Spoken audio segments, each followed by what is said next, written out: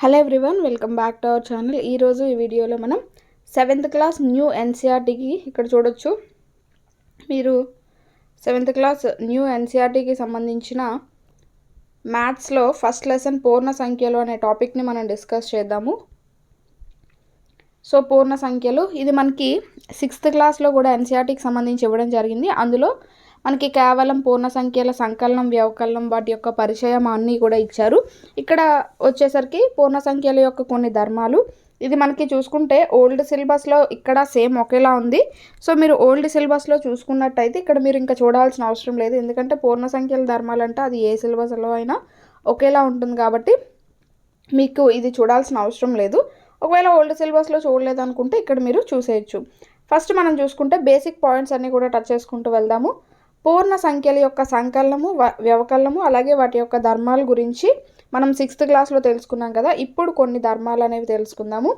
సంకలన సంవృత ధర్మం అంటే ఈ ధర్మం వచ్చేసరికి మనకు చూసుకుంటే ఏవైనా రెండు పూర్ణ సంఖ్యలు తీసుకుంటే వాటి యొక్క మొత్తము అంటే వాటిని ప్లస్ చేసినప్పుడు వచ్చే సంఖ్య కూడా ఒక పూర్ణ సంఖ్య అవుతుంది అనేది ఈ పూర్ణ సంఖ్యల్లో సంకలన సంవృత ధర్మాన్ని సూచిస్తుంది అనమాట. అంటే ఏవైనా రెండు పూర్ణ సంఖ్యలు తీసుకున్నప్పుడు, సో ఇప్పుడు A plus B, A comma B అనేవి రెండు పూర్ణ సంఖ్యలు తీసుకున్నారు. A plus B is equal something C అనేది అంతా వచ్చింది.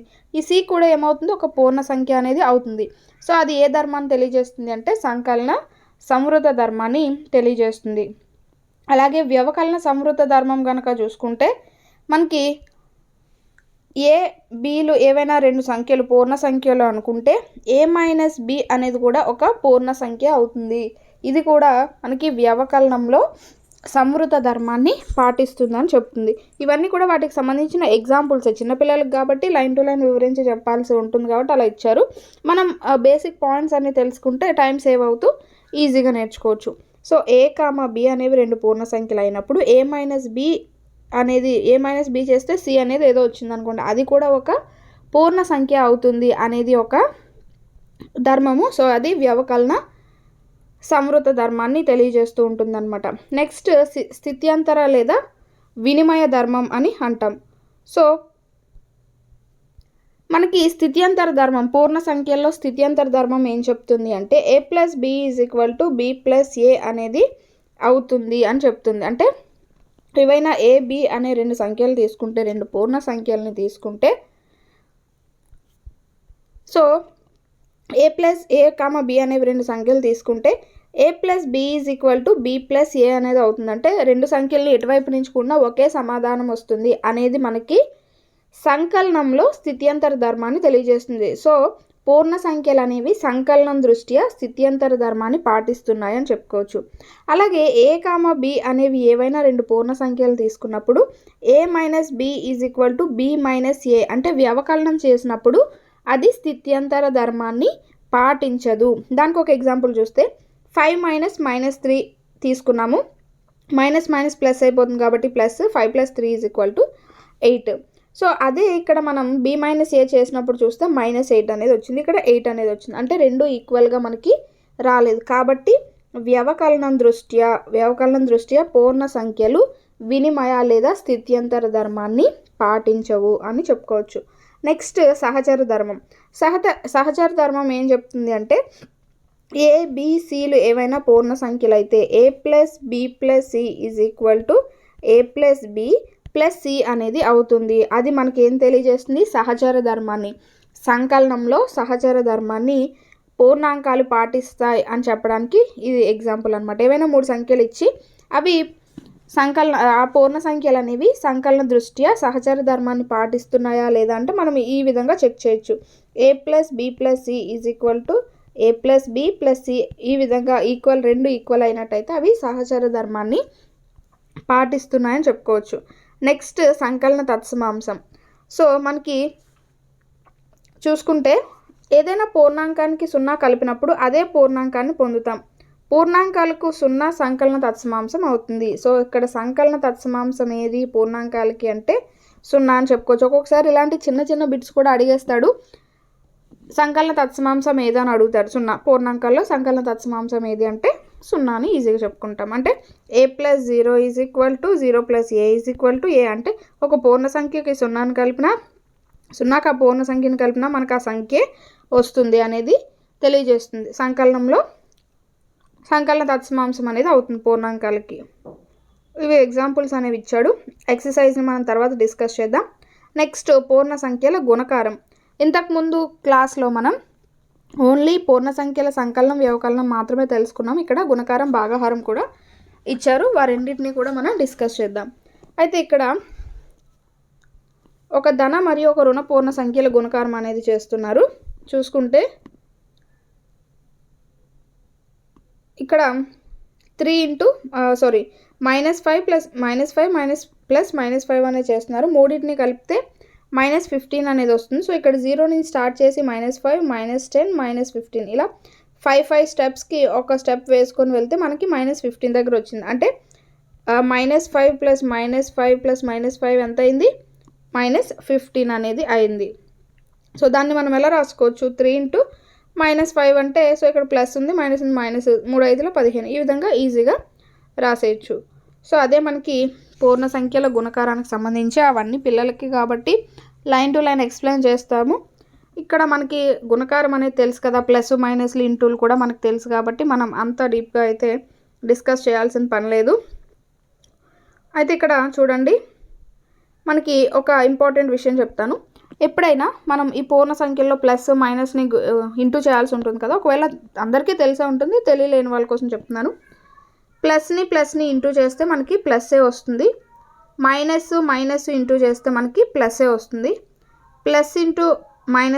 మైనస్ ఇంటూ ప్లస్ చేస్తే మైనసే వస్తుంది. అలాగే ప్లస్ ఇంటూ మైనస్ చేసినా మైనసే వస్తుంది. సో ఇలా గుణకారం చేసేటప్పుడు వీటిని మీరు గుర్తుపెట్టుకుంటే ఈ సింబల్స్ అనేవి తేడా రాకుండా ఉంటాయి, మీకు బిట్టుపోయే ఛాన్సెస్ అనేది ఉండదు. నెక్స్ట్ ఇక్కడ ఒక నోట్ ఇచ్చారు, చూద్దాము. ఒక ధనపూర్ణ సంఖ్య మరియు ఒక రుణపూర్ణ సంఖ్యను గుణించినప్పుడు మనం వాటిని పూర్ణాంకాలుగా పరిగణించి గుణిస్తాం మరియు లబ్ధం ముందు బాణం రుణ గుర్తు రాస్తాం. ఈ విధంగా రుణ పూర్ణ సంఖ్యల్ని పొందుతాం అంటున్నారు. అదే ఇంతకుముందు ఇప్పటి వరకు చూసింది అదే. ఇక్కడ మైనస్ ఉంది కదా. సో నార్మల్గా ఇప్పుడు 33 × 5 అనేది ఉన్నది. ఇప్పుడు నార్మల్గా మనం గుణకారం చేసేస్తాం. ఈ మైనస్ గుర్తు ఏదైతే ఉన్నదో ఆ వచ్చిన ఆన్సర్కి మనం పెడతాము అని చెప్తున్నారు. అదే అక్కడ నోట్కి సంబంధించి. సో నెక్స్ట్ మనం చూసుకుంటే సాధారణంగా ఏవైనా రెండు పూర్ణ సంఖ్యలు a b అయితే a × -b is equal to -a × b is equal to -a × b అనేది అవుతుంది. ఇప్పటి వరకు గుణకారం గురించి చెప్పుకున్నాం కదా. అదే అంటే ఒకటి ధన సంఖ్య ఒకటి రుణ సంఖ్య ఇచ్చి ఈజ్ ఈక్వల్ టు ఇచ్చి, లేదా అంటే a అనేది నెగిటివ్ నెంబర్, b అనేది పాజిటివ్ నెంబర్ ఇచ్చినా మనకి -a × b అనేది అవుతుంది. అదే ఇప్పుడు మనం పైన చెప్పుకున్న ఎగ్జాంపుల్కి ఇక్కడ సూత్రం చెప్పుకున్నాం అన్నట్టు. నెక్స్ట్ రెండు రుణ పూర్ణ సంఖ్యల గుణకారం. రెండు రుణ పూర్ణ సంఖ్యల గుణకారం చేస్తే ఏముండదు, ఆల్రెడీ చెప్పాను కదా. మైనస్ ఇంటూ మైనస్ చేస్తే ఏమొస్తుంది? ప్లస్ అనేది వస్తుంది. ఇప్పుడు -3 × -3 చేశారనుకోండి, మైనస్ ఏమవుతుంది? ప్లస్ అయిపోతుంది. 3 × 3 = 9 అనేది అవుతుంది.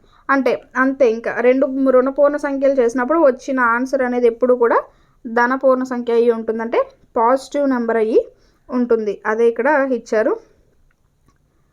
నెక్స్ట్ చూసుకుంటే సో ఇక్కడ అదే సూత్రం రూపంలో ఇచ్చారంటే -a × -b is equal to a × b అవుతుంది. మైనస్ ప్లస్ అయిపోతుంది. అదే ఇక్కడ ఇచ్చారు. నెక్స్ట్ చూసుకుంటే పూర్ణ సంఖ్యల గుణకార ధర్మాలు. ఇప్పటి వరకు సంకలన వ్యవకలన ధర్మాలు చూసాం కదా. ఇప్పుడు గుణకార ధర్మాల గురించి ఇచ్చారు. గుణకారంలో సంవృత ధర్మం అంటే a b అనేవి ఏవైనా రెండు పూర్ణ సంఖ్యలు అయితే a × b కూడా a × b అనేది c వచ్చింది అనుకోండి, a × b చేస్తే సో ఇక్కడ c అనేది కూడా ఒక పూర్ణ సంఖ్య అవుతుంది. ఇది మనకి గుణకారంలో సంవృత ధర్మాన్ని తెలియజేస్తూ ఉంటుంది. నెక్స్ట్ గుణకార స్థిత్యంతర ధర్మం. గుణకార స్థిత్యంతర లేదా వినిమయ ధర్మం అని కూడా అనొచ్చు. అంటే a, bలు అనేవి ఏవైనా రెండు పూర్ణ సంఖ్యలు అయితే a × b is equal to b × a అనేది అవుతుంది అని దాని అర్థం. సో అది గుణకారంలో వినిమయ ధర్మాన్ని సూచిస్తుంది. అలాగే ఇక్కడ సున్నాతో గుణకారం కనుక చేస్తే a × 0 = 0 × a is equal to 0 అనేదే అవుతుంది. సో గుణకార తత్సమాంశం కనుక చూసుకుంటే మనకి 1 అనేది అవుతుంది. అంటే ఏదైనా పూర్ణ సంఖ్యని 1తో ఇంటూ చేస్తే లేదా ఆ సంఖ్యని 1తో ఇంటూ చేసినా మనకి అదే సంఖ్య అనేది వస్తుంది. కాబట్టి 1ని గుణకార తత్సమాంసం అంటాము. అలాగే సంకలన తత్సమాంసం ఏమవుతుంది, మనకి 0 అనేది అవుతుంది. గుణకార తత్సమాంసము 1 అనేది అవుతుంది. అదే ఇచ్చారు ఇక్కడ. నెక్స్ట్ గుణకార సహచర న్యాయం. సో మనకి చూసుకుంటే ఏ బి సి అనేవి ఏవైనా 3 పూర్ణ సంఖ్యలు అయితే A into B into C is equal to A into B into C అనేది అవుతుంది. అంటే ఇక్కడ బ్రాకెట్ ఉండదు. A into B into C is equal to A into B into C అనేది అవుతుంది. సో అలా కనుక ఉన్నట్టయితే ఆ పూర్ణ సంఖ్యలు గుణకార సహచర న్యాయాన్ని పాటిస్తున్నాయి అని చెప్పుకోవచ్చు. ఇవన్నీ కూడా ఎగ్జాంపుల్స్ అనమాట. సో ఇవన్నీ ఈ యొక్క సూత్రం రాబట్టడానికి పిల్లలకి ఎగ్జాంపుల్స్ ద్వారా చెప్తూ ఉంటారు. నెక్స్ట్ మనం విభాగ న్యాయం. సో విభాగ న్యాయం గురించి కనుక చూసుకుంటే మనకి ఏబిసిలు 3 పూర్ణ సంఖ్యలు అనుకుంటే A into B plus C is equal to A into B plus A into C అనేది అవుతుంది. అయితే ఇది దేనికి అంటే మనకి సంకలనంపై గుణకార విభాగ న్యాయాన్ని తెలియజేస్తుంది. ఈ యొక్క సూత్రం అనేది సంకలనంపై గుణకార విభాగ న్యాయాన్ని తెలియజేస్తుంది. ఏమనంటే A into B plus C is equal to A into B plus A into C. ఇది మనకి విభాగ న్యాయాన్ని తెలియజేస్తుంది. నెక్స్ట్ మనం చూసుకుంటే ఇది వ్యవకలనంపైన కనుక చూసుకుంటే A into B minus C is equal to A into B minus A into C. ఇక్కడ మైనస్ అనేది వ్యవకలనంలో, ప్లస్ అనేది సంకలనంలో వస్తుంది. అంతే తేడా, ఇంకేం లేదు. నెక్స్ట్ మనం ఎక్సర్సైజ్ 1.2 ఆ తర్వాత చూద్దాము. తర్వాత పూర్ణ సంఖ్యల భాగాహారం కనుక చూసుకుంటే భాగాహారంలో ఏ ఏ ధర్మాలు అనేవి పాటిస్తాయో చూద్దాము. ఇక్కడ మనం చూసుకుంటే సో ఇక్కడ పూర్ణ సంఖ్యల భాగాహారం కనుక చూసుకుంటే ఏమంటున్నాడంటే A by minus B is equal to minus A by B అని అంటున్నారు. అంటే ఇక్కడ వేటికి మైనస్ ఉన్నా సరే వస్తుంది. అంటే మైనస్ ఏకున్నా మైనస్ బీకున్నా వచ్చే ఆన్సర్లో కూడా అలానే ఉంటుంది.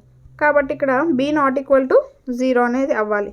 అలాగే minus A by minus B ఉంటే మైనస్ మైనస్ క్యాన్సిల్ అయిపోతుంది, ఏ బై బి అనేది ఉంటుంది. ఇక్కడ కూడా బి నాట్ ఈక్వల్ టు 0 అవ్వాలి. ఈ విధంగా పూర్ణ సంఖ్యల భాగాహారం అనేది ఉంటుంది. అలాగే పూర్ణ సంఖ్యల భాగాహార ధర్మాల గురించి ఇప్పుడు మనం చూద్దాము. సో పూర్ణ సంఖ్యల యొక్క ధర్మాలు చూసుకుంటే ఇవి భాగాహారం దృష్ట్యా వినిమయ ధర్మాన్ని పాటించవు. అలాగే ఇక్కడ 0తో భాగాహారం అనేది కూడా నిర్వచింపబడదు. ఇంకా మనం చూసుకుంటే ఏదైనా ఒక రుణ పూర్ణ సంఖ్యను 1తో కనుక భాగాహారం చేస్తే అదే రుణ పూర్ణ సంఖ్యని ఇస్తుంది. So A divided by 1 is equal to A అనేది వస్తుంది. ఆర్ మైనస్లో చేసినా మనకి సేమ్ అదే వస్తుంది అనమాట. సో ఫైనల్గా మనకి పూర్ణ సంఖ్యలు అనేవి సహచర న్యాయాన్ని పాటించవు. అలాగే వినిమయ స్థిత్యంతర ధర్మాన్ని కూడా పాటించవు అనమాట. అవి మనకి ధర్మాల బేసిక్స్కి సంబంధించి. నెక్స్ట్ ఇందులో కొన్ని ఎగ్జాంపుల్స్ ఇచ్చాడు. ఇవి కూడా ఈ ఎగ్జాంపుల్స్ కూడా ప్రీవియస్లో కూడా అంటే ప్రీవియస్ క్లాసెస్లో కూడా ఉన్నాయి. ఈ ఎగ్జాంపుల్స్ ఎక్సర్సైజెస్ అన్నీ మనం ఒక్కసారి అయితే డిస్కస్ చేద్దాము. ఇది ఈ టాపిక్లో ఉన్న బేసిక్ పాయింట్స్ గురించి మనం ఇప్పటి వరకు డిస్కస్ చేసాము. ఇక్కడ మీరు చూడొచ్చు, మనం ఇప్పటి వరకు ఏవైతే పాయింట్స్ అన్ని డిస్కస్ చేసామో అవి. నెక్స్ట్ వీడియోలో మనం భిన్నాలు మరియు దశాంశాలు అనే టాపిక్ యొక్క బేసిక్స్ని డిస్కస్ చేద్దాం. Thanks for watching.